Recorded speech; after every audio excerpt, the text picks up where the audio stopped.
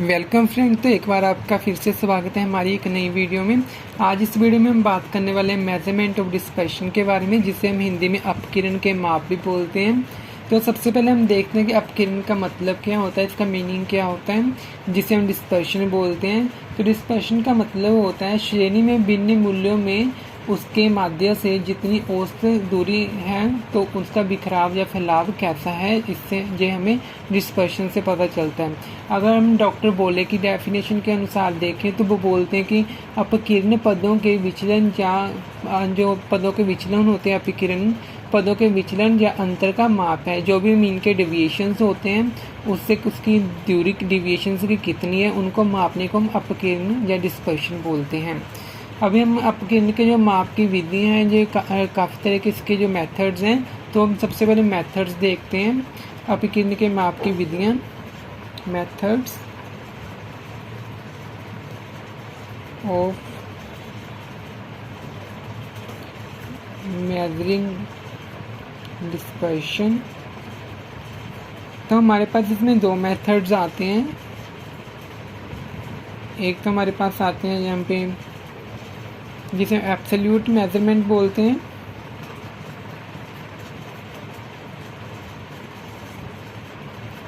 Absolute measurement, और second हमारा आता है रिलेटिव मेजरमेंट।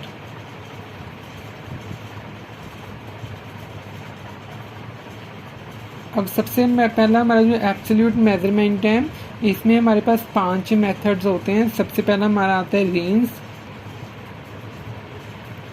जिसे हम विस्तार बोलते हैं। सेकंड हमारा आता है इंटरक्वार्टाइल रेंज,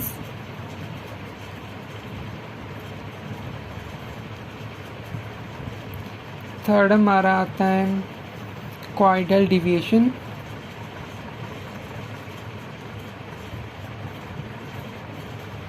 फोर्थ हमारा आता है मीन डेविएशन, फिफ्थ हमारा आता है स्टैंडर्ड डेविएशन।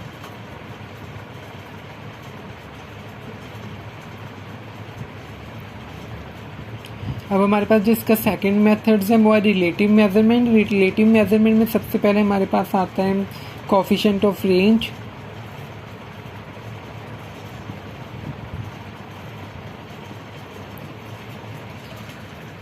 सेकंड हमारे पास आता है coefficient of quartile deviation, quartile deviation. Third हमारे पास आता है coefficient of mean deviation, coefficient of mean deviation. Fourth हमारे पास आता है coefficient of standard deviation, standard deviation. तो ये इसके मेथड्स हैं डिस्पर्शन को मेजरमेंट करने के। अब सबसे पहले हम रेंज के बारे में जानते हैं। जो हमारा फर्स्ट है एब्सोल्यूट मेथड्स मेजरमेंट में, हमारा सबसे पहले आता है रेंज।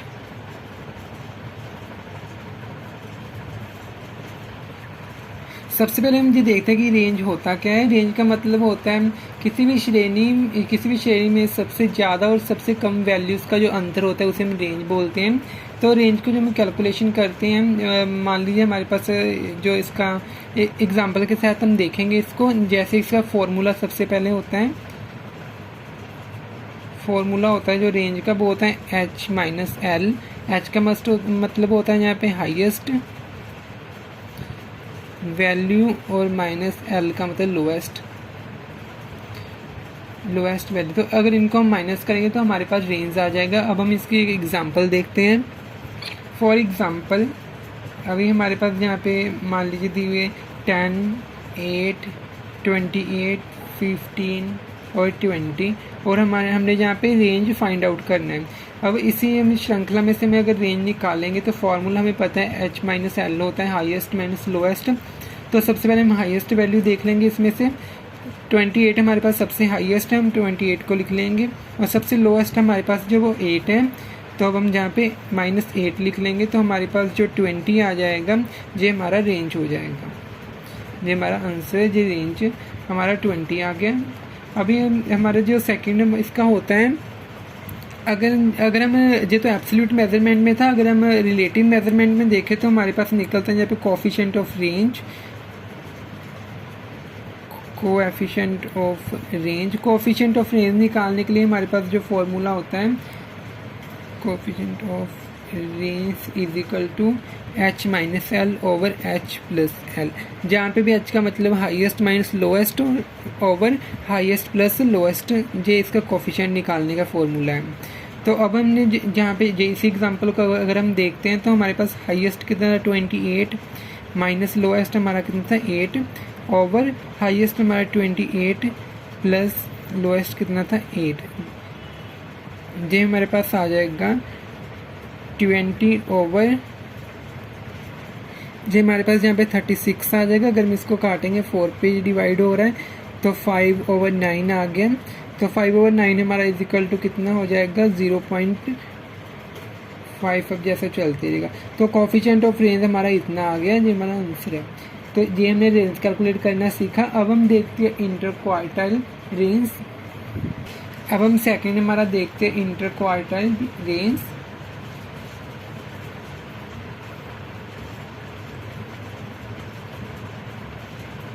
इंटर क्वार्टाइल रेंज में निकालने के लिए हम सबसे पहले IQR निकालने के लिए Q3 माइनस Q1, यहाँ पे Q3 का मतलब Q का मतलब होता है क्वार्टाइल, तो हमें क्वार्टाइल्स निकालने पड़ेंगे। निकालने के लिए Q3 हम Q का मतलब जहाँ पे है हमारा क्वार्टाइल, तो क्वार्टाइल निकालने के लिए हम Q3 निकालते हैं और Q1 निकालते हैं क्वार्टाइल, तो हम उनको माइनस कर देंगे तो हमारे पास इंटर क्वार्टाइल रेंज आ जाएगी। अगर हम फॉर एग्जांपल हम देखें हमारा जो क्वार्टाइल 3 है और क्वार्टाइल 1 है, ये हमने कैसे निकालना है। तो मान लीजिए हमारे पास एक एग्जांपल है, एक क्लास में 10 विद्यार्थी जो हैं उनके मार्क्स ऐसे हमें दिए हुए हैं। फॉर एग्जांपल ले लीजिए आप जी 40, 28, 26, 44, 42, 38, 36, 24, 50, 34, 1 2 3 4 5 6 7 8 9 10। मान लीजिए हमारे पास 10 स्टूडेंट्स हैं और हमने इनका इंटर क्वार्टाइल रेंज निकालना है। और इंटर क्वार्टाइल रेंज निकालने के लिए सबसे पहले हमें क्वार्टाइल 3 और क्वार्टाइल 1 निकालना पड़ेगा। और इसे निकालने के लिए हम इनको असेंडिंग और डिसेंडिंग ऑर्डर जिसमें भी आप चाहें लिख सकते हैं। तो मान लीजिए हम इसको असेंडिंग ऑर्डर में ले लेते हैं। असेंडिंग ऑर्डर में लेने के लिए सबसे पहले हम मान लीजिए सबसे छोटा वाला जहाँ पे 24 पड़ा हुआ है, 24 इसको 26 है, 26 ले लिया। ऐसे ही हम करके पूरे इनको असेंडिंग में ले लेंगे 34, 36, 38, 40, 42, 44 और 50। ये हमारे पास असेंडिंग ऑर्डर में हमारे पास डाटा आ गया।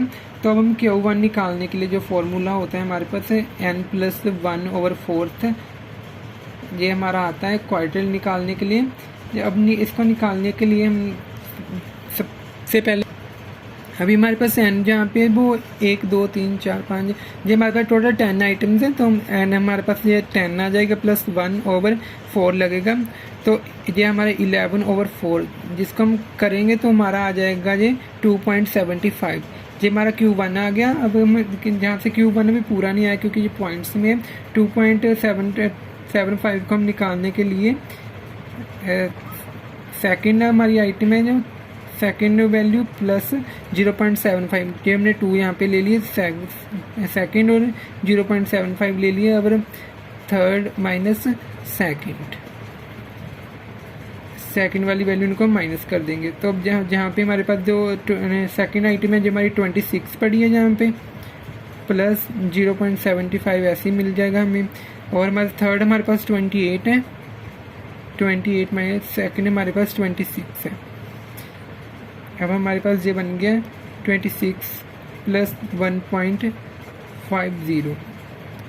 जब इसको हम कैलकुलेट करेंगे तो 1.50 आ जाएगा। अब इनको कैलकुलेट कर प्लस करने के बाद 27.50, तो ये हमारा Q1 जहाँ पे आ गया। ऐसे ही हम Q3 निकाल लेंगे। मान लीजिए हमने Q3 निकालना है। Q3 का n+1/4 ही होता है, जहाँ पे हम 3 से मल्टीप्लाई कर देते हैं। तो इसे निकालने के लिए मान लीजिए हमारे पास n हमारा 11 था, n+n 10 था हमारा प्लस 1 के 11 को 3 से मल्टीप्लाई करेंगे 33/4 आ जाएगा। तो ये हमारा आ जाएगा 8.25 जब हमारा आ जाएगा। तो Q3 को ऐसे हम जैसे जो Q1 निकाला था आगे भी ऐसे ही ले लेंगे।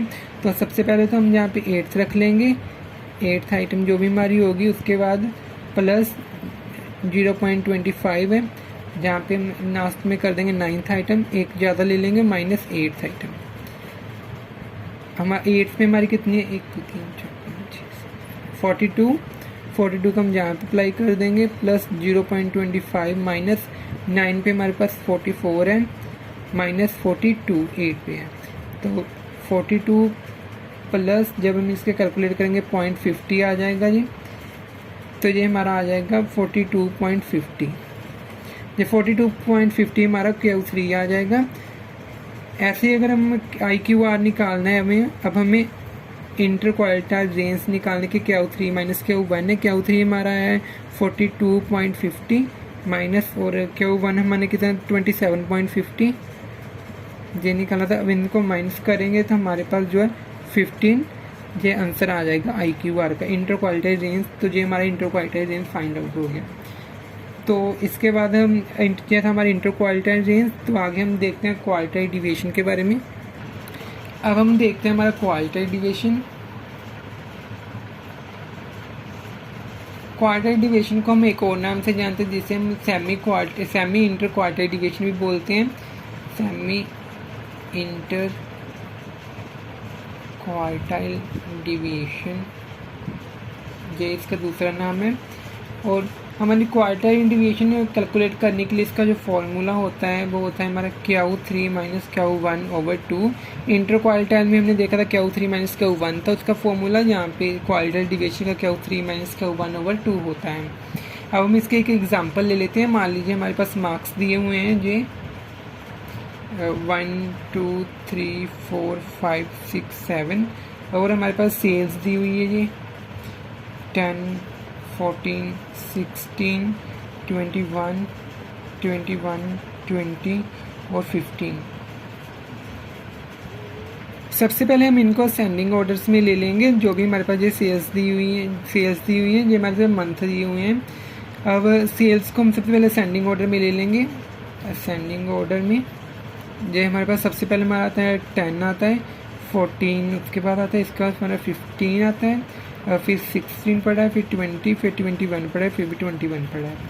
तो इसका हमने एक तो इंटर क्वालिटाइल रेंज फाइंड आउट करेंगे हम, और सेकंड हम क्वार्टाइल डिविएशन फाइंड आउट करेंगे। थर्ड हम करेंगे इसका कोएफिशिएंट ऑफ क्वार्टाइल डिविएशन ये फाइंड आउट करेंगे।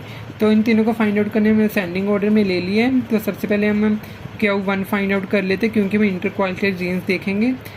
Q1 करने के लिए n+1/4 आइटम आ जाएगा। तो ये हमारे पास n टोटल 7 है, 7 + 1/4 करेंगे 8/4 करेंगे इसको, जो हमारे काट के 2 आ जाएगा। सेकंड आइटम आ गई। तो सेकंड हमारी कितनी है, ये हमारी सेकंड आई है। अब सेकंड हमारे पास जो असेंडिंग में की थी हमारे पास सेकंड के सामने 14 पड़ी है, तो Q1 हमारा आ जाएगा 14।